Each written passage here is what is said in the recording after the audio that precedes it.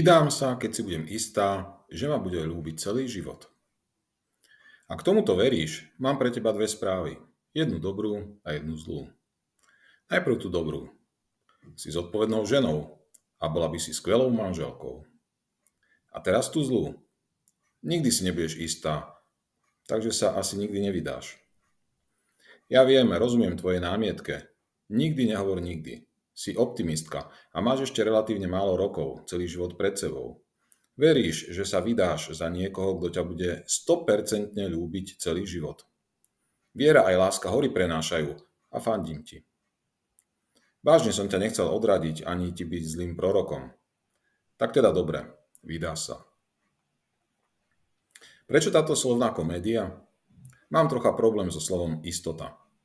Každý z nás túži viac alebo menej po nejakej istote. Ak by to tak nebolo, poisťovne by neexistovali. Poistí ti však nejaká z nich lásku manžela, až pokiaľ nepomriete? Tvoja dnešná istota sa môže zmeniť na zajtrajšie sklamanie. Som posledný, kto by ťa chcel strášiť. Chcem ti len naznačiť určité súvislosti. Aby práve dnešná tvoja viera v istotu súčasnej lásky ťa nepripravila o túto lásku v budúcnosti. Nepoviem nič nové tvrdením, že život je zmena. Je iste správne, ak si nevieš pomôcť a svojho milého bezdôvodne miluješ a srdcom cítiš, že on ťa miluje rovnako čistou láskou. Vraví si, som si istá.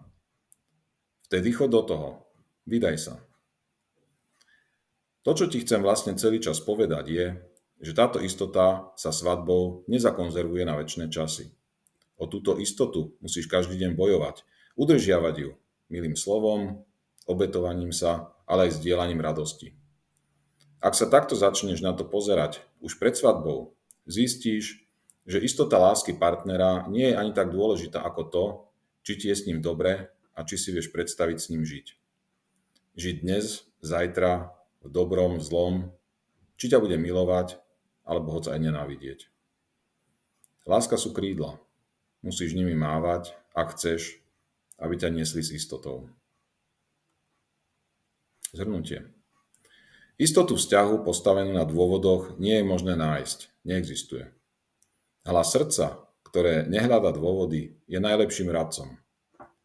Lásku, ak má vydržať, treba udržiavať, živiť. Každý deň a celý život.